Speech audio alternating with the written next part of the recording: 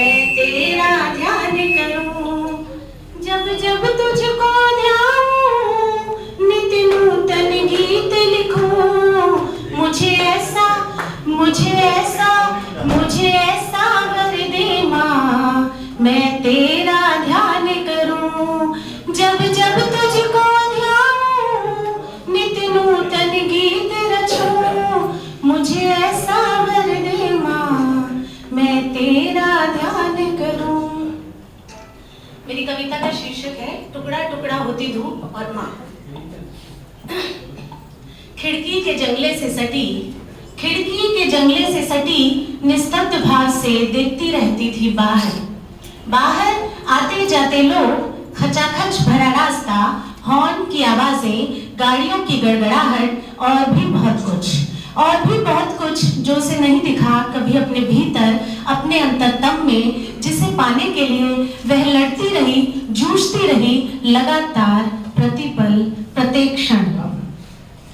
खिड़की से हट फिर वो लग जाती थी नित्य काम में और चलती दौड़ती रहती थी लगातार, घड़ी की सुई की तरह, टिक टिक टिक टिक टिक टिक।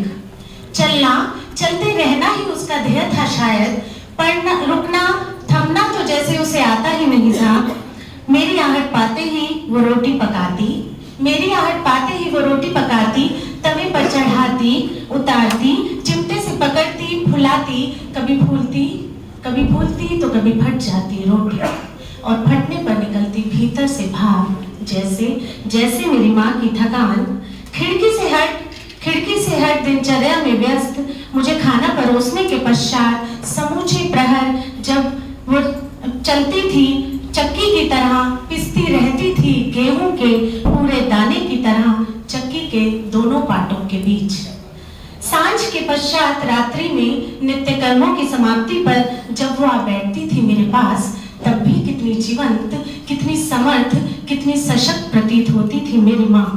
परंतु आज न जाने क्या हो गया है उसे, आज न जाने क्या हो गया है उसे, बिल्कुल निढाल, निसहाय, असमर्थ और अशक्त प्रतीत होती है मेरी माँ। परंतु आज भी वह खिड़की पर खड़ी बाहर देख रही है, किंतु निस्तब्ध और बेजान।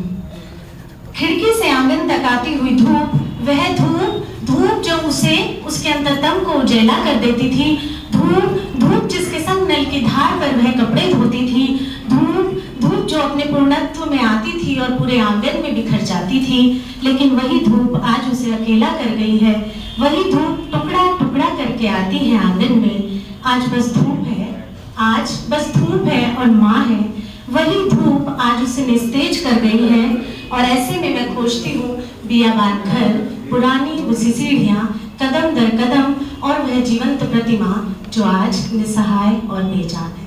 धन्यवाद।